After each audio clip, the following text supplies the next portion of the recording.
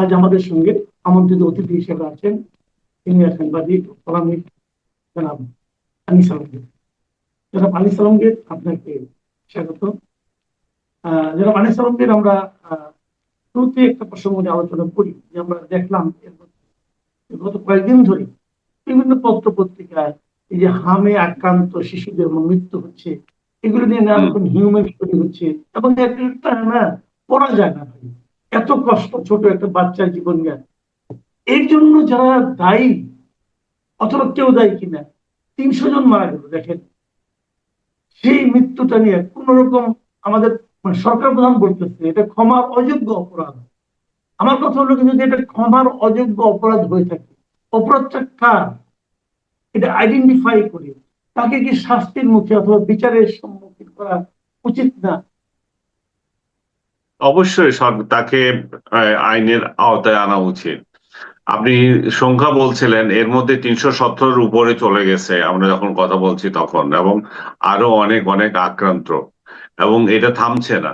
যতই বলুক যে সরকার নিয়ন্ত্রণে নিয়ে আসছে, সেটা পরিসংখ্যান কিন্তু তত বলছে না। যেভাবে কান্নার রোল পড়ছে, যেভাবে এক একটা ফ্যামিলি মানে আহাজারি করছে, তাতে তো মনে হয় না যে সরকার এখানে অতটা গুরুত্ব দিচ্ছে। ওই যে এটাকে মহামারী আকারে নিয়ে এটাতে কিভাবে শেষ করবে সেটা না।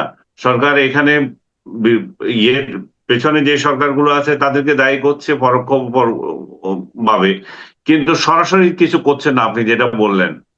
এবং এই রাষ্ট্র তো এই যে ছেলেগুলো মারা গেল এটা দায় নিচ্ছে না এবং বিচারও করছে না। আমরা তো প্রত্যেকটা মৃত্যুর বিচার চাই। ডক্টর ইউনূসের অব্যবস্থাপনার এবং কারণে যেটা হয়েছে তাকে জবাবদিহির আওতায় আনতে হবে, তাকে গ্রেপ্তার করতে হবে। এটা যদি না হয়, এবং তার স্বাস্থ্য উপদেষ্টা যারা ছিল, যে মহিলা ছিল, তার স্বাস্থ্য পরামর্শক আরো একজন যে ছিল ডাক্তার, এদেরকে আইনের আওতায় আনতে হবে। এদেরকে আইনের আওতায় না এনে সরকার যদি বলে যে সীমাহীন অপরাধ, তাহলে এটা কথার কথা হয়ে গেল। আমি বারবার একটা উদাহরণ দিচ্ছি এই জন্য যে মানুষ ফিল করার জন্য, যে জুলাইতে আমাদের 133 জন শিশু মারা গেল। এই শিশু মানে হচ্ছে যে যে শিশুগুলো মারা গেছে তাদেরকে বলছি তাদের বয়স 18। আমার জানা মতে একটা শিশু মারা গিয়েছিল, ঘরে গুলি গিয়েছিল। এইটা নিয়ে আকাশ বাতাস মানে ফাটাফাটি হয়ে গেছে, এবং স্বাভাবিক হওয়াটাও, কারণ মৃত্যু হবে কেন? তো সেই সময় যারা যে বিবেকবান লোকগুলো আকাশ বাতাস কাঁপিয়ে ফেলেছিল, এরা কোথায়? এরা আজকে 300-র অধিক শিশু যে মারা গেল, এদের নিয়ে কথা বলে না। এদের ডক্টর ইউনূসের প্রসঙ্গে বিরোধী দল চুপ, সরকারি দল কোনো ব্যবস্থা নেয় না, এবং বিরোধী দলের যে A team, B team, C team যেগুলো আছে, এগুলো কিছু কথা বলে না। তো তার মানে কি? তার মানে হচ্ছে এটা কি বিচার শূন্য যাবে? এই এই এই এই শিশুদের এই শিশুদের মা বাপ কি কোনো বিচার পাবে না?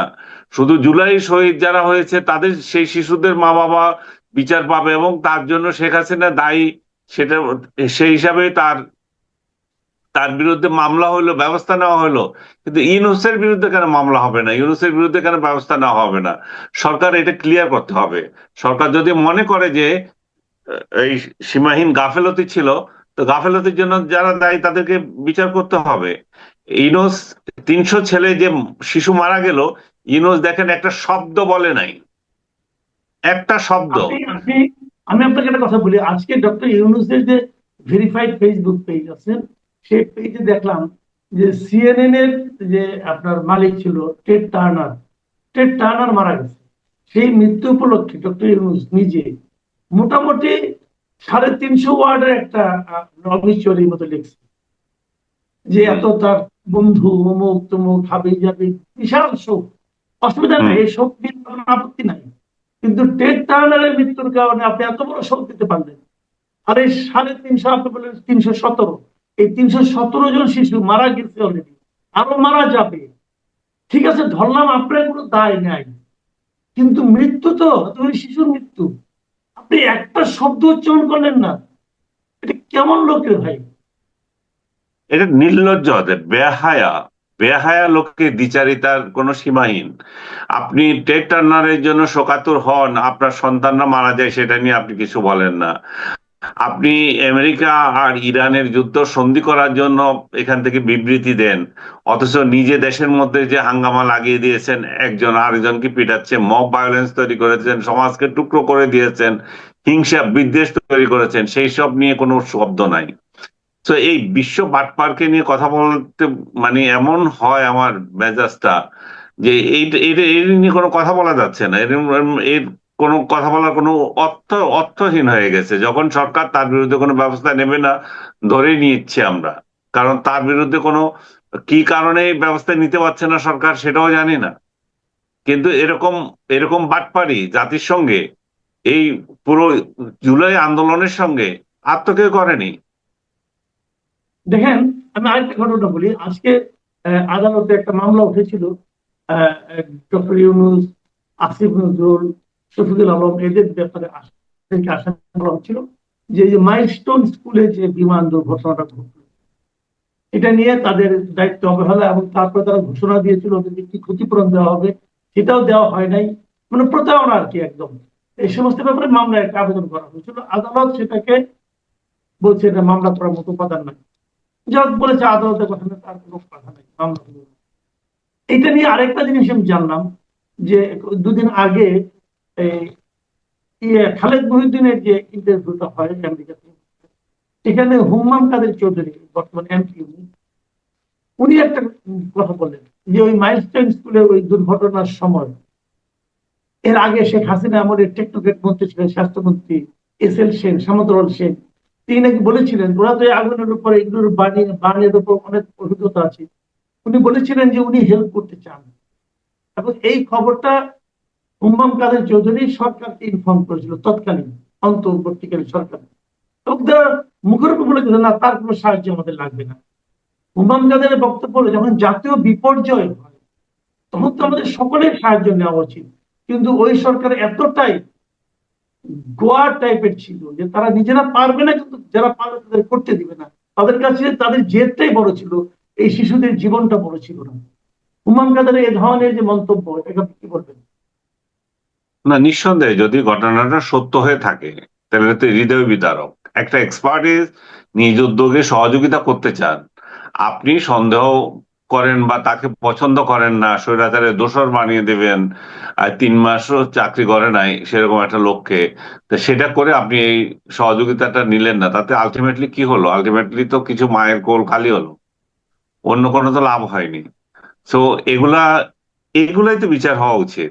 আর কি হুমান কাদের যেটা বলছে, সেটা তো নিশ্চয়ই উনি ওনার নিজের অভিজ্ঞতা থেকে বলছে, নিজে ইনভলভ ছিলেন সেটা বলছে, নিজেকে এটা তো অন্য কারো উদ্ধৃতি যদি হতো তাহলে আমি বলতাম যে ঠিক আছে।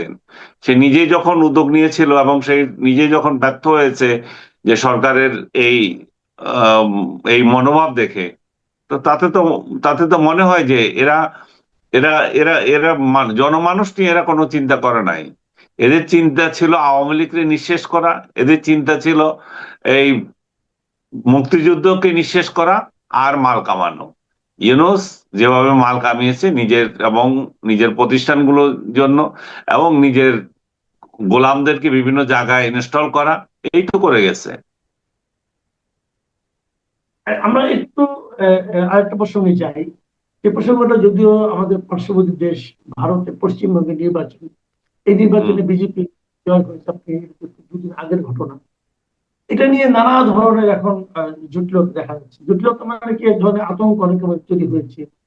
এরই মধ্যে ওদের বিজেপির যে নেতা আছে, তার নানা রকম আক্রমণাত্মক কথাবার্তা আমরা শুনতে পাচ্ছি নানাভাবে, এবং সেগুলি কিছুটা অনেকটা সাম্প্রদায়িক কথাবার্তা। এর মধ্যে আপনি নিশ্চয়ই খেয়াল করেছেন, আসামের মুখ্যমন্ত্রী হিমন্ত বিশ্ব শর্মা, উনি বলেছেন যে উনি চান, প্রতিদিন নাকি উনি সকালে উঠে ঘুরে থেকে ঈশ্বরের কাছে প্রার্থনা করেন যাতে নাকি ভারতের সঙ্গে বাংলাদেশের সম্পর্ক ভালো না হয়। কারণ না ভালো হোক। হলে পরে, হ্যাঁ, ভালো না হোক, এটা উনি এবিপি এবিপি যে হিন্দি চ্যানেল আছে সেখানে উনি গত 15 তারিখে ইন্টারভিউ দিয়েছিলেন, ওটা রিসেন্টলি প্রকাশিত হয়েছে নানা। এবং উনি বলছেন যে আমি প্রতিদিন সকালে ঘুম থেকে উঠে ঈশ্বরের কাছে প্রার্থনা করি যে ভারতের সঙ্গে যেন বাংলাদেশের সম্পর্ক যেন স্বাভাবিক না হয়। এর কারণটা উল্লেখ করেছেন, স্বাভাবিক হলে পরে বিএসএফ এবং বিজেপি এদের মধ্যে হ্যান্ডশেক ট্যান্ডশেক করে, তখন আর বিএসএফ কাউকে পুশব্যাক করে না, পুশিং করে না বাংলাদেশে। আর না হলে এখন তারা পুশিং করতে পারে, কাজে পুশিংটা যাতে অব্যাহত থাকে এই জন্য উনি চান না যে সম্পর্ক ভালো না হোক। তো আমার কথা হলো গিয়ে আমাদের এখন কিন্তু সীমান্তবর্তী দেখেন ত্রিপুরা, আসাম, পশ্চিমবঙ্গ সবই বিজেপি অধ্যুষিত। বিজেপির একজন মুখ্যমন্ত্রী এই কথা বলেছেন। এখন পশ্চিমবঙ্গে যিনি মুখ্যমন্ত্রী হবে তিনি কি বলবেন না বলবেন। তো এবার এদিকে আমাদের স্বরাষ্ট্রমন্ত্রী দেখলাম বলছে পুশিং বন্ধে যে কোনো রকম সবসময় সতর্ক থাকতে হবে। তো এই পুশিং নিয়ে সবাই একটু আতঙ্কিত, আপনি কি মনে করেন? না, আতঙ্ক তো স্বাভাবিক, কারণ নির্বাচনের রেজাল্ট বের হওয়ার আগে থেকেই যেভাবে সেখানে মুসলমান নির্যাতন শুরু হয়ে গেছে, যেখানে মুসলিমদের জান মাল এবং প্রতিষ্ঠানগুলোতে হামলা হচ্ছে, তো তাতে তো করে আতঙ্ক হওয়ার কথাই। এবং এই আমরা আতঙ্কিত নাও হতে পারতাম, কারণ তার দেশের নাগরিক তারা কি করছে না করছে আমাদের মাথা ব্যথা ছিল না, কিন্তু আমাদেরকে আবার মাথা ব্যথা দিচ্ছে যে এগুলোকে বাংলাদেশে পাঠিয়ে দেবে। তার নাগরিক যে বাংলা বলে সেই জন্য তাকে বাংলাদেশে পাঠিয়ে দেবে, তার নাগরিক উইদাউট ভিসা উইদাউট ডকুমেন্ট বাংলাদেশে পাঠিয়ে দেবে। যে আমি শুনলাম যে ভারত সরকার একটা প্রস্তাব দিয়েছে যে তাদের চ্যানেলে যদি এই পুশব্যাক পুশিনে সহায়তার জন্য, দ্যাটস গুড। যদি পুশিন যদি বাংলাদেশিরা যদি সেখানে অবস্থান করে সত্যিকার অর্থে, আপনি প্রপার চ্যানেলে এসে দেন, তাদের ডকুমেন্টস দেন, তারা বাংলাদেশি কিনা না ওই আপনাদের আসামের এক মহিলা যে পাঠিয়ে দিয়েছিলেন সেরকম আর কতগুলো অঞ্চলের লোক। কারণ এখন হোল ওয়েস্ট বেঙ্গলের লোকজনও তো মানে বিরক্ত ছিল, কারণ তারা পশ্চিমবঙ্গের বাইরে যেখানে যায় সেখানে তাদেরকে বাংলাদেশি হিসেবে ট্রিট করে নানা কারণে। তো তারা যে নিজেদের আইডেন্টিটি নিয়ে ক্রাইসিসে ভুগতেছে, তার সঙ্গে আবার যুক্ত হয়েছে হিন্দু মুসলিম। এখন মুসলিম হলেই সে বাংলাদেশি হবে এরকম একটা ধারণা নিয়ে রেখেছে তারা। এবং অশ্লীল ভাষায় যেভাবে নতুন প্রধানমন্ত্রী, প্রধানমন্ত্রী তো না, ওদের মুখ্যমন্ত্রী সহ অন্যরা বাংলাদেশ নিয়ে যত উস্কানিমূলক বক্তৃতা দিচ্ছে, এগুলা এগুলা এগুলা আমাদের কি বলবো, এগুলো এক সময় মনে হয় যেন এইটাই বোধহয় ওদের রাজনীতি। আমার মনে হয় এগুলো ঔদ্ধত্যপনা। এবং বাংলাদেশ এই সমস্ত বিষয়গুলোকে অ্যাড্রেস করা উচিত, যে যা ইচ্ছা তা আমাদের বিরুদ্ধে বলে যাবে, সেটা আমরা কেন হজম করব। এবং একটা বিষয় সবাই বলতেছে যে এই পশ্চিমবঙ্গ তো আর ভারত না, মানে পুরো ভারতের পলিসি তো পশ্চিমবঙ্গ রিফ্লেক্ট করে না। তো যাই করুক আর না করুক, আমাদের একটাই ডিসপিউট তাদের সাথে রয়ে গেছে, তিস্তা নদীর হিস্সা, সেটা যাতে যথাযথভাবে আসে। এবং এই রাজনৈতিক সহিংসতার নামে মুসলিম নিধন, সংখ্যালঘু নির্যাতন, এগুলো বন্ধ করতে হবে। কারণ তাদের ওইখানে যে সংখ্যালঘু নির্যাতন হয় সে এফেক্ট এখানে আসে। এখানে তখন সংখ্যালঘুদের উপরে নির্যাতনের জন্য একটা হায়না গ্রুপ রেডি থাকে, তারা তখন সেটা শুরু করে। সো ওইখানে ওইখানে যত অনাচার হবে এখানে তত বিদ্বেষ বাড়বে, বা ভাইস ভার্সা, এখানেও যদি অনাচার হয় সেখানেও বিদ্বেষ বাড়ে। কিন্তু আমরা দেখছি যে বাংলাদেশ বাংলাদেশে যে পরিমাণ আহ এই ধরনের ঘটনাবলী ঘটে, তার মানে কি, মানে তার শতগুণ বাড়তি যেটা ঘটতেছে সেটাই ভারতে এবং ভারতের অন্যান্য এই পশ্চিমবঙ্গে এবং ভারতের অন্যান্য অঞ্চলে। সো বাংলাদেশ অবশ্যই সতর্ক থাকতে হবে যে যেন তেন ভাবে যেন যাকে তাকে ধরে বাংলাদেশি বলে বাংলা পাঠিয়ে না দিতে পারে এবং মুসলিম বলে পাঠিয়ে না দিতে পারে। জি। আরেকটা বিষয় আপনি দেখছেন যেটা নাকি বেশ গত কয়েকদিন ধরে অনেক আলোচনা হচ্ছিল, যে যুক্তরাষ্ট্রের সঙ্গে বাংলাদেশের যে বাণিজ্য চুক্তি, এটা নিয়ে বিভিন্ন মিডিয়াতে বিভিন্ন ব্যক্তি, আমরাও অনেক সময় অনেক কথা বলেছি, কিন্তু সরকার কিন্তু এটা নিয়ে মানে চুক্তিটাই তারা এখন পর্যন্ত কিন্তু অফিসিয়ালি ডিসক্লোজ করে। আমরা যেটুকু পেয়েছি যুক্তরাষ্ট্রের কাছ থেকে পেয়েছি, ওদের মিডিয়া থেকে পেয়েছি, তারপরে ওটা নিয়ে আলোচনাগুলি হচ্ছে। কিন্তু আমি সরকারের মধ্যে দেখছি যে এই চুক্তিটা নিয়ে সরকারের দুইজন মন্ত্রীর বক্তব্য শুনলাম, একজন বাণিজ্য মন্ত্রী, একজন পররাষ্ট্রমন্ত্রী। তারা কিন্তু এই চুক্তিটা নিয়ে মোটেই মানে শঙ্কিত নয়, তারা বরং বলছে তারা এই চুক্তিটাকে ভালো চুক্তি বলে অবহিত করতে চাচ্ছে। আহ, আপনি আপনার মূল্যায়ন কি ব্যাপারটা নিয়ে সরকারের অ্যাটিচিউড দেখে আমি মূল্যায়ন এটা নিয়ে কয়েক জায়গায় বলেছি, আমি এটা নিয়ে রিসার্চ করেছি, বিশেষ করে এই যে শুকরের মাংস নিয়ে যখন প্রশ্ন আসলো আসলে কি আছে সেটা রিসার্চ করতে গিয়ে এত বড় জিনিস আমাকে পড়তে হলো। আমি যখন জেলখানায় ছিলাম তখন আমি নিউজ পত্রিকাতে এটা নিয়ে একটা কলাম দেখেছিলাম। আমি তখনই আমি দেখেছি যে কত ন্যাক্কারজনক একটা চুক্তি বাংলাদেশের সঙ্গে করেছে, বাংলাদেশের সার্বভৌমত্ব হুমকির মধ্যে ফেলে দিয়েছে, এবং কোনো স্বাধীন দেশ এই ধরনের চুক্তি করতে পারে না। আমি এরপরে কয়েকদিন আগে একটা টক শোতে যাওয়ার ব্যাপারে আবার আমি এটা এটা নিয়ে রিসার্চ করলাম, দেখি যে কতগুলো পয়েন্ট আছে বাংলাদেশকে হেয় করার। তার মধ্যে আমি 8টাকে চিহ্নিত করেছি যেগুলোতে বাংলাদেশের মানে সর্বনাশ হয়ে যাবে সেরকম কয়েকটা। যেমন আমি দুইটা আপনাকে বলি, যে নীতি নির্ধারণের সার্বভৌমত্ব হারানো, সেটা 4-1, 4-2 এই দুই ক্লজে দেওয়া আছে। এবং এটা বিপজ্জনক এই জন্যই যে আমেরিকা যদি কোনো দেশের প্রতি নিষেধাজ্ঞা জারি করে সেটা বাংলাদেশকে মানতে হবে, বাংলাদেশও ওই দেশের বিরুদ্ধে নিষেধাজ্ঞা জারি করতে হবে। তাহলে এখানে সার্বভৌমত্ব কোথায়? আমরা কি হোয়াইট হাউসের নির্দেশে চলবো, না আমাদের আমাদের নীতি নীতিতে বলবো, আমাদের পররাষ্ট্র নীতিতে চলবো? এবং আরেকটা, আর এছে তৃতীয় কোনো দেশের সঙ্গে বাণিজ্যিক সম্পর্ক আহ, বাধা। চুক্তিতে বলা হয়েছে বাংলাদেশ যদি এমন কোনো দেশ, চীন, রাশিয়া, অন্য যে কোনো দেশ হইতে পারে, যে চুক্তি করে অন্য কোনো দেশের সাথে, বাণিজ্য চুক্তি করে যার যুক্তরাষ্ট্রের পছন্দ নয়, তখন এরা যুক্তরাষ্ট্র এই চুক্তি বাতিল করে পুনরায় উচ্চ শুল্ক আরোপ করতে পারবে। তারপর আমি দেখেছি আপনার ফেসবুক, অ্যামাজন, তারপরে ইউটিউব, এগুলো তাদের এদের কাছ থেকে কোনো করও ধার্য করা যাবে না, এমন এমন এমন ক্লজ আছে। প্রযুক্তিগুলো যে আমরা ওদের থেকে যে আহ, কিনছি, মেধাস্বত্বের যে বিষয়গুলো এমন কঠোর করে দেওয়া হয়েছে, সে আমাকে এটা আহ, কারিগরি জিনিস হস্তান্তর নাও, প্রযুক্তির কোড আমাকে হস্তান্তর নাও করতে পারে। তার মানে সব দিক থেকে, এবং শুল্ক বাধা তো আছেই, এবং কৃষি পণ্য বাংলাদেশকে একটা ডাম্পিং প্লেস করা সেটাও আছে, কারণ তাদের কৃষকদের তারা এত উচ্চ মূল্যে ভর্তুকি দেয়, সেটা বাংলাদেশের কৃষক তো এখানে কোনো পাত্তাই পাবে না। বাংলাদেশ একটা আমদানি নির্ভর দেশ, সেখানে তার সমস্ত কিছু আমদানি করতে হবে। তো আমদানি নির্ভর দেশ, সে যদি ট্যাক্স ট্যাক্স ট্যাক্স না পায় ওই সমস্ত পণ্যগুলো থেকে, তাহলে এখানে তো আমাদের রাজস্ব আয়ের ধস নামবে। আমি অনেকগুলো অনেকগুলো বিষয় আছে যেগুলো, শ্রম আদালতের বিষয়টা আছে, যে গার্মেন্টস সেক্টরে যে কোনো অজুহাত দিয়ে বন্ধ করে দিতে পারে, যেটা লেবার বলবে যে আপনাদের এখানে আছে, এটা কি বলবে, যে শ্রম অধিকার এবং পরিবেশ রক্ষা ঠিক মতো হচ্ছে না। তো আমি মনে করি যে যে কোনো মূল্যে এর থেকে নিকৃষ্ট চুক্তি বাংলাদেশ আর কখনো করে নাই। এবং আরো নিকৃষ্টতম ঘটনা হচ্ছে যে এই চুক্তি সরকার যেমন নীরব হয়ে আছে, বিরোধী দল তার থেকেও বেশি নীরব। একমাত্র রুবিন এবং 300 পার্লামেন্ট সদস্যের মধ্যে সে একটু কথা বলতে চেয়েছে, তাও সুযোগ পায় নাই। আর সবাই এটা নিয়ে চুপ হয়ে আছে। সরকারি দল চুপ থাকতে পারে, তারা একটা চুক্তি করেছে, সেটাকে আমি বাতিল করব কি না করব নানা দ্বিধাদ্বন্দ্বে থাকতে পারে। কিন্তু বিরোধী দলের কি হয়েছে? বিরোধী দল তো এটা বলছে না যে এটা বাতিল করো।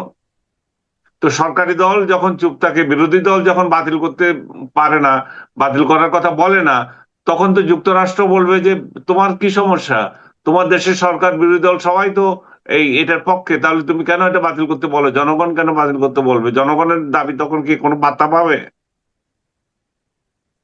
খুবই আসলে নেকড়াজনক। এবং দুইজন মন্ত্রী, বাণিজ্য মন্ত্রী এবং পররাষ্ট্রমন্ত্রী, তারা তো এই চুক্তিকে আবার প্রশংসাই করলো যে এটা নাকি ভালো চুক্তি।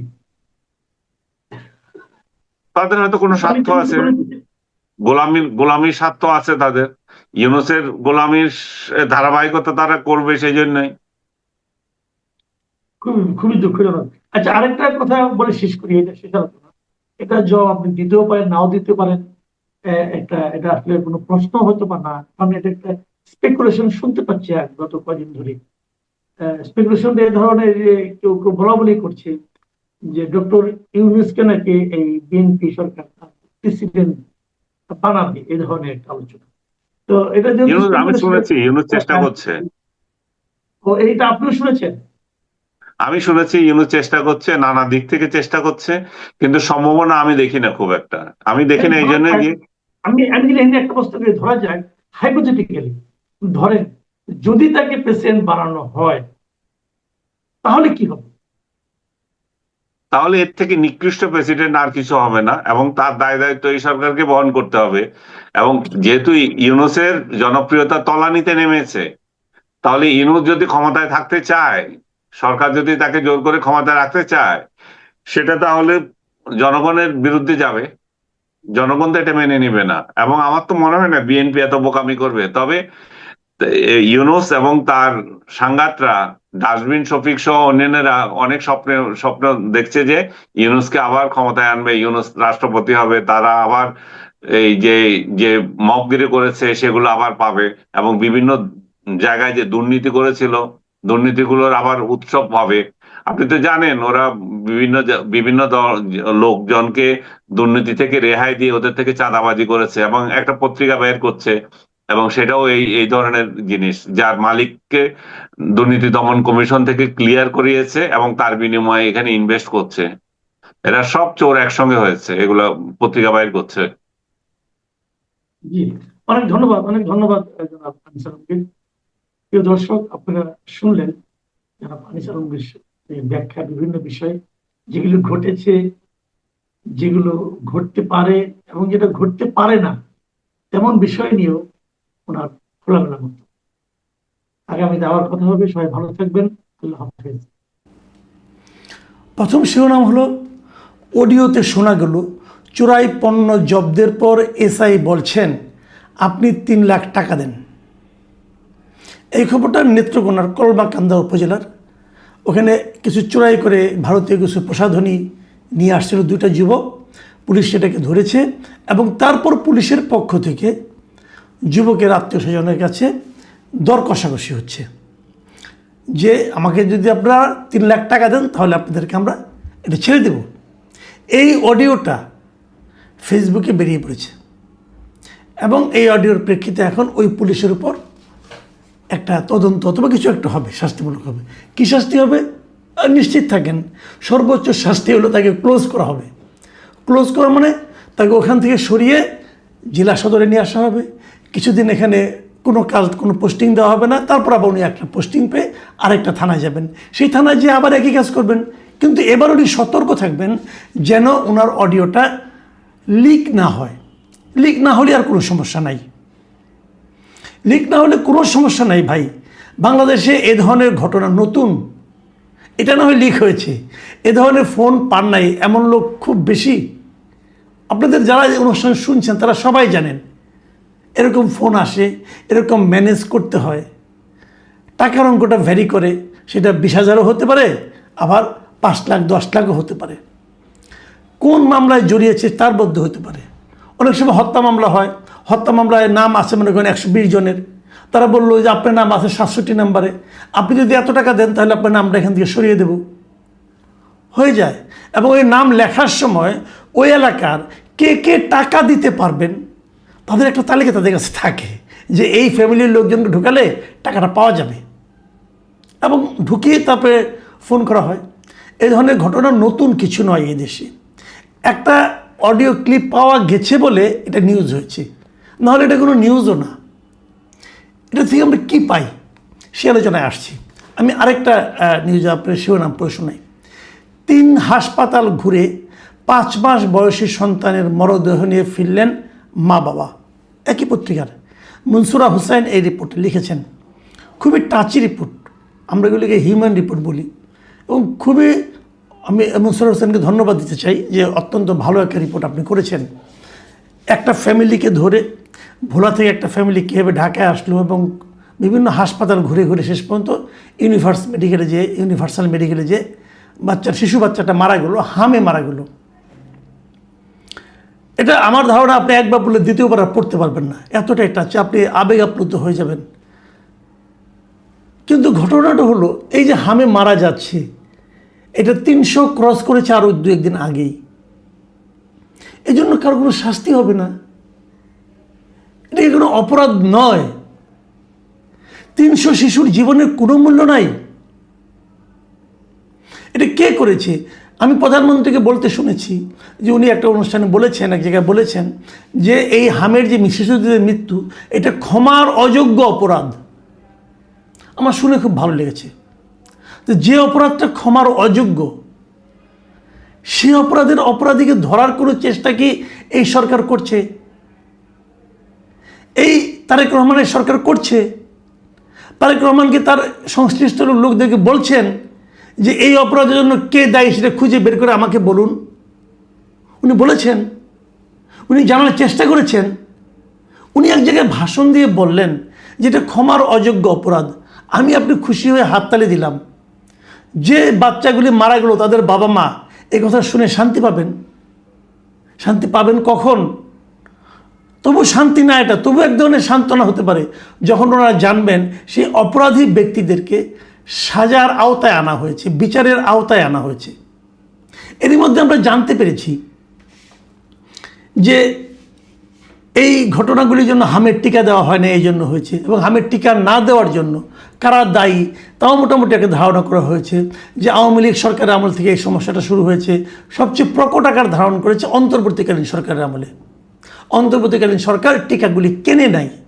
কেন কেনে নেই তারও একটা যুক্তি দেখলাম যে অধ্যাপক সাইদুর রহমান সাহেব উনি দিয়েছেন। আমার কাছে এর চেয়ে হাস্যকর যুক্তি আমার জীবনে আমি শুনেছি কিনা আমার সন্দেহ। উনি টাকা বাঁচাতে গিয়েছেন। এখন টাকা বাঁচাতে যে 300 শিশু মারা গেছে। আপনার এই টাকার চেয়ে আপনি তো টাকা বাঁচিয়ে তো কিনতে পারেননি, তাহলে করলেনটা কি? আপনি ডাক্তার মানুষ, আপনি জানেন না যে চিকিৎসার ক্ষেত্রে সময়ের দাম কতটুকু? এটা আপনি জানেন না? নূরজাহান বেগম, এই অথর্ব ভদ্র মহিলাকে যেদিন নিয়োগ দেওয়া হয়, আমি প্রথম দিন থেকেই বলছি যে এই মহিলাকে কেন এনে এখানে বসানো হয়েছে। আপনারা সে শুনতে শুনতে আমার উপর অনেকে বিরক্ত হয়ে গেছেন। ভাই আপনি কি পেয়েছেন এই একটা লোক, একটা মহিলার বিরুদ্ধে এত বলতেছেন কেন? আমি বলেছিলাম এই কারণে, ওনাকে এমন একটা ডিপার্টমেন্টে, এমন একটা বিভাগে মন্ত্রী বানানো হয়েছে, উপদেষ্টা বানানো হয়েছে, যেটাতে ভুল হলে মানুষের জীবন যায়। যেটাতে ভুল হলে জীবন যায়। সড়ক যোগাযোগে ভুল হলে মানুষের ভোগান্তি হয়, জীবন যায় না। কিন্তু এখানে জীবনই চলে যায়। দেখেন প্রায় 315 জন শিশু। দেখেন আমার জীবনে জায়গায় শিশুর জীবন মূল্য বেশি। কারণ আমার জীবন যে আমি কী করতে পারবো, আমার জীবনের এই পর্যায়ে এসে আমার তো যাওয়ারই সময় হয়েছে, তাই না? আমি তো আর 500 বছর বাঁচবো না ভাই। কাজে আমি কি দিতে পারবো এই সমাজকে, এই দেশকে, এটা অলরেডি প্রমাণিত, লোকে বুঝে গেছে। যা দেবার হয়তো দিয়েও ফেলেছি। কিন্তু একটা শিশু, আপনি জানেন না সেই দেশকে কী দিবে, কত দিতে পারবে, সেই দেশকে কত সমৃদ্ধ করতে পারতো। এই একটা শিশুর হাত ধরেই হয়তো এই দেশটার চেহারা চেঞ্জ হয়ে যেত। শিশুটাকে আপনি বড়ই হতে দিলেন না। এটা কত বড় অপরাধ। আজকে দেখলাম আমাদের ইউনূস সাহেব, সিএনএনের মালিক টেড টার্নার মারা গেছেন, এই উপলক্ষে উনি বিশাল একটা পোস্ট দিয়েছেন ওনার পেজে, ফেসবুক পেজে। দেখলাম ভালো কথা, টেড টার্নার অবশ্যই একজন গুরুত্বপূর্ণ ব্যক্তি। কিন্তু আপনার দেশে এই 300-র বেশি শিশু মারা গেল, যাদের মৃত্যুর জন্য আপনি নিজেও দায়ী, আপনার সিদ্ধান্ত দায়ী। একবারও তো শোক প্রকাশ করলেন না। একবারও তো শোক প্রকাশ করলেন না ভাই। আপনি কি মানুষ? আপনি কি এই দেশের মানুষ? আপনি নোবেল পেয়েছেন, ওই নোবেল দিয়ে আমি কী করবো? ওই নোবেল দিয়ে কি শিশুদের জীবন আপনি বাঁচাতে পেরেছেন? বাঁচানোর চেষ্টা করেছেন? মারা যাওয়ার পর একটু শোক আপনি অনুভব করেছেন? করেননি। আমি আরেকটা শিরোনাম পড়ি, এটা ওই প্রথম আলোরই। সরকার কেন প্রকৌশলীদের ব্যবহার করতে পারছে না? দেখুন এটা কিন্তু ওই ধরনের না, এটা একটু অন্যরকম।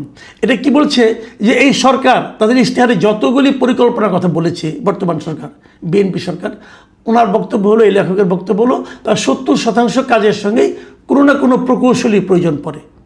এবং উনি বলছেন যে এই সমস্ত পরিকল্পনা বাস্তবায়নে বিষয়ভিত্তিক প্রকৌশলীদের সরাসরি সম্পৃক্ততা এখনও প্রাতিষ্ঠানিকভাবে নিশ্চিত করা যায়নি। মানে উনি বক্তব্য হলো, যখন একটা প্রজেক্ট নেয়, যখন উনি সরকার প্রথম যায় আমরাদের কাছে, আমরা শুনে বলে কি হ্যাঁ স্যার কোনো সমস্যা নাই, এটা হয়ে যাবে, হ্যান হয়ে যাবে, তেন হয়ে যাবে বলে ফেলে। কিন্তু যখন বাস্তবায়ন করতে যায় তখন ওখানে যতগুলি আমলা আছে তত কিন্তু প্রকৌশলী নেই। বাস্তবায়নটা তো প্রকৌশলীদের করতে হবে, তাই না? আমাদের সমস্ত কাজকর্ম কিন্তু উন্নয়ন, এই দেশের উন্নয়নটা হলো মূল। রাস্তাঘাট বানাও, এই যে খাল খনন হচ্ছে, এই খাল খননটাও একটা প্রকৌশলের মধ্যে পড়ে কিন্তু। কারণ ওখানকার ডিসি বলতেছে খাল খনন করো, ওনার প্রকৌশল সম্পর্কে কী ধারণা আছে? কমন সেন্সে কথা বলে কিন্তু সবাই।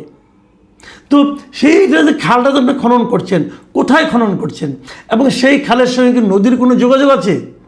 খালের কাজটা কি? নদী দিয়ে পানিটা এখানে আসে, অথবা যখন বন্যা হবে বন্যার পানিটা এই খাল দিয়ে বেরিয়ে নদীতে চলে যাবে, আর শুকনোর সময় নদী দিয়ে পানিটা খালে ঢুকবে, খালের মুখটা আপনি বন্ধ করে দেবেন, পানিটা এখানে জমা থাকবে, শুকনোর সময় আপনি চাষাবাদে কাজ লাগাবেন, এই তো। তো যে খালগুলি কাটা হচ্ছে সেই খালগুলি কি নদীর সঙ্গে সংযুক্ত আছে কি নেই? না থাকলে নদীতে কি পানি আছে না নেই? অথবা খালগুলি কতদিন টিকবে, কিভাবে কাটলে খাল হবে, কিভাবে কাটলে খালটা টিকে থাকবে, এগুলো দেখবে কি? এগুলো দেখবে প্রকৌশলীরা। কিন্তু প্রকৌশলীদের সংযুক্ত না করে যে জিনিসটা হয় কি, আমলাদের দ্বারা এই কাজগুলি করানো হয়। আমলাদের প্রধান কাজ হলো জি হুজুর করা। মন্ত্রী সাহেব যে কথা বলবেন, প্রধানমন্ত্রী যে কথা বলবেন, জি স্যার, জি sir, yes sir, yes sir, হয়ে যাবে স্যার, এই তো হয়ে গেল স্যার, এভাবে হবে, বিপুল অর্থ ব্যয় হবে, কাজের কাজ কিছু হবে না। এখন আপনারা বলবেন যে প্রকৌশলী যারা আছে তারাও তো ঘুষ খায়। হ্যাঁ খায়। আপনাদের দেখেছি প্রশাসনে যে কয়টা বিভাগে সবচেয়ে বেশি ঘুষের লেনদেন হয় তার মধ্যে প্রকৌশলীদের হাতে একটা বড় অংশ যায়। ওনারাই ঘুষের মোটামুটি কম্পিটিশনে 1-2 আছে। তো ঘুষটাকে আপনি থামানোর চেষ্টা করেন, ঘুষ তো থামানো সম্ভব, পেরেছেন? পারেননি। এই যে আমি 3টা নিউজের কথা বললাম, দেখেন এগুলো দিয়ে কিন্তু আমি একটা কথা বলতে চাচ্ছি। সেই জিনিসটা কি জানেন? সেই জিনিসটা হলো সুশাসন কায়েম করা। যতক্ষণ মধ্যে আপনি সুশাসন কায়েম করতে না পারবেন, আপনি রাজনীতি দিয়ে, মেঠো বক্তৃতা দিয়ে, মানুষের মধ্যে আবেগপূর্ণ বক্তৃতা ফুলঝুরি ছুটিয়ে আর দেশকে কন্ট্রোল করতে পারবেন না। চেঞ্জ হয়ে গেছে মানুষের মন। মানুষের হাতে এখন সোশ্যাল মিডিয়া, মানুষের হাতে এখন সারা দুনিয়ার খবর, ইন্টারনেট, গুগল, এআই সব আছে। মানুষ এখন চট করে বুঝে যায় আপনার কথা ফাঁক ফোকরটা কোথায়। সত্যি কথা বলতে কি জানেন, আপনি যে রাজনীতি করেন না, আপনি রাজনীতি দিয়ে মানুষের ভোট পাবেন। ভাষণ মানুষ আর শুনতে চায় না, মানুষ এখন কাজ দেখতে চায়। আপনি রাজনীতি দিয়ে ভোট পাবেন, ক্ষমতায় যাবেন, কিন্তু ক্ষমতায় টিকে থাকতে হলে আপনাকে প্রমাণ করতে হবে যে আপনি একজন ভালো manager, you are a good manager. এবং সেই ম্যানেজারটা কোথায়? পুলিশের ক্ষেত্রেও গুড ম্যানেজার, উন্নয়ন কর্মকাণ্ডের ক্ষেত্রেও গুড ম্যানেজার, এবং মানুষের জীবন নিয়ে জীবনযাপন সেখানেও গুড ম্যানেজার। আপনি বাজারে গুড ম্যানেজার, আপনি জ্বালানি দেওয়ার ক্ষেত্রে গুড ম্যানেজার, আপনি মানুষের সাংস্কৃতিক উন্নয়নের ক্ষেত্রেও গুড ম্যানেজার। আপনাকে ভালো ম্যানেজার হতে হবে। মানুষ এখন আর পলিটিশিয়ান চায় না। মানুষ আপনি কত ভালো বক্তৃতা দিলেন, আপনি কি মুক্তিযুদ্ধের চেতনা নিয়ে কথা বললেন নাকি আপনি বাংলাদেশি জাতীয়তাবাদ নিয়ে কথা বললেন, এটা মানুষ জানতে চায় না। মানুষ জানতে চায় কি আপনি কি বাজার সামলাতে পারেন, আপনি কি আইন শৃঙ্খলা নিয়ন্ত্রণ করতে পারেন, আপনি কি প্রশাসনকে কন্ট্রোল করতে পারেন, আপনি কি বিদ্যুৎ, গ্যাস, চাকরি, দ্রব্যমূল্য এগুলো সামলাতে পারেন। মানুষ এটা জানতে চায় এখন। আপনি বিদ্যুতের দাম বাড়াচ্ছেন, বাড়াতে হবে ভাই, কিছু করার নাই, সারা দুনিয়াতে বেড়েছে। আর কত ঘাটতি আপনি ভর্তুকি আপনি দিবেন? জ্বালানিতে তেলের দাম বাড়িয়েছেন, আর কত ভর্তুকি দিবেন? এগুলো দরকার, আপনি বাড়াবেন। কিন্তু সেই সঙ্গে কিনবে কে? এটা ভোক্তাটাকে, ভোক্তা সাধারণ মানুষ। তো সাধারণ মানুষের ইনকাম কি বেড়েছে? সেটা বাড়ানোর ক্ষেত্রে কি আপনি কোনো ভূমিকা নিতে পেরেছেন? আপনি সরকারি কর্মকর্তাদের বেতন বাড়াচ্ছেন। কত সরকারি কর্মকর্তা আছে বাংলাদেশে? 19 লাখ। 19 লাখের মধ্যে 4 লাখ নাকি এখনও খালি আছে, তবে ধর 15 লাখ। আপনি 15 লাখ মানুষের কথা ভাবছেন, আর মানুষ, আর এই 20 কোটি মানুষ, তাদের কথা কে ভাববে? আপনি তো 15 লাখ মানুষের ভোটে হন নাই, প্রধানমন্ত্রী হন নাই, সরকার হন নাই, আপনি 20 কোটি মানুষের ভোটে সরকার হয়েছেন, তাদের কথা ভাবছেন আপনি? এই যে বেসরকারি প্রতিষ্ঠানগুলো আছে, যেখানে বেসরকারিভাবে চাকরি বাকরি করে অনেক প্রতিষ্ঠান আছে, এরা কি নিয়মকানুন মেনে চলে? এরা কি এদের কর্মচারীদের ঠিকঠাক মতো বেতন দেয়? এরা কি বেতনের সঙ্গে বোনাসটা পায়? এরা কি পেনশন পায়? এরা কি ছুটি পায়? এগুলো কখনো খবর নিয়েছেন? নেননি। যখন আপনি খবর নিতে পারবেন যে প্রত্যেকটা বেসরকারি প্রতিষ্ঠান তারা ঠিকমতো বেতন পায় কিনা, ঠিকমতো ছুটি পায় কিনা, ঠিকমতো বোনাসটা পায় কিনা, এবং সেই বেতনটা ন্যূনতম বেতনের চেয়ে বেশি কিনা কম। আমরা গার্মেন্ট ফ্যাক্টরিতে বলি ওখানে একটা ন্যূনতম বেতন আছে। আমি বলে দিতে পারবো বাংলাদেশে অনেক এরকম বড় বড় প্রতিষ্ঠান আছে যেখানে 7-8 হাজার টাকা বেতন পায়। মাস্টার ডিগ্রি পাশ করে একজন আসে, তাকে বেতন অফার করা হয় 15,000 টাকা। বিশ্বাস হয়? নাহলে আমার সঙ্গে ব্যক্তিগতভাবে যোগাযোগ করেন, আমি দেখিয়ে দেব। আমি এমন প্রতিষ্ঠান জানি যে প্রতিষ্ঠানে কোনো সিএল নাই, যে প্রতিষ্ঠানে কোনো ইএল নাই, যে প্রতিষ্ঠানে কোনো মেডিকেল লিভ নাই। তারা একটা ছুটি দেয়, যেমন সারা বছরে 20 দিন দিয়ে দিল, আর কিচ্ছু নাই। আমি নিজে জানি, আমার সঙ্গে যোগাযোগ করে বলে দিচ্ছি কোন প্রতিষ্ঠানে। সেই প্রতিষ্ঠানে 7-8 হাজার লোক চাকরি করে, কেউ কথা বলে না, কারণ বললো যদি চাকরিটা চলে যায়। এগুলি দেখা দায়িত্ব কার? সরকারের। অথচ সরকার প্রধান হয়তো ওই প্রতিষ্ঠানের মালিকের সঙ্গে বসে আড্ডা দেন, ওই প্রতিষ্ঠানের মালিক তাকে শোনান উনি 7-8 হাজার 10 হাজার লোককে দিচ্ছেন, বেতন দিচ্ছেন। কিন্তু কিভাবে দিচ্ছেন? এটা বেতন নাকি এই লোকগুলি আপনার কাছে কৃতদাসের মতো আছে? কেউ একবার বিচার করে দেখেছেন? এখন আর স্লোগান দিয়ে হবে না ভাই। এখন আপনি বলবেন আমরা মুক্তিযুদ্ধের চেতনা, বলবেন আমরা গণতন্ত্র দিচ্ছি, আমরা মানুষের স্বাধীনতা দিচ্ছি, আমরা মিডিয়ার স্বাধীনতা দিচ্ছি, এগুলি বলে হবে না রে ভাই। বড় বড় স্লোগানে ইম্পর্টেন্ট না, ইম্পর্টেন্টটা হলো manager, good manager, good managing capacity. মানুষ এখন এগুলো চায়। মানুষ এখন দৈনন্দিন জীবন দিয়ে সরকারকে বিচার করে। এই জিনিসটা মাথায় রাখতে হবে। আমি আলোচনা শেষ করি, হয়তো আপনারা একটু বিরক্ত হয়ে যাচ্ছেন, কিন্তু আমি এই কথাটাই শেষ করতে চাই যে জনগণ এখন কি চায় সেগুলো সরকারকে বুঝতে হবে। বাজার, ট্রাফিক, দুর্নীতি, নিরাপত্তা, প্রশাসনের আচরণ, আপনি যদি এই জায়গাগুলো ঠিক করতে না পারেন তাহলে মানুষ দ্রুত হতাশ হয়ে যাবে। পেরেছেন মব থামাতে, পেরেছেন পুলিশের দুর্নীতি কমাতে, পেরেছেন ঢাকা শহরের রাস্তাকে ঠিক করতে, পেরেছেন? পারেননি। মানুষ, আপনি নতুন সরকার আসছেন, 2.5 মাস হয়েছে, আর কয়দিন? মানুষ কিন্তু আর কিছুদিন পরে, এখন প্রথম বিরক্ত হবে, পরে তুলনা করতে শুরু করবে।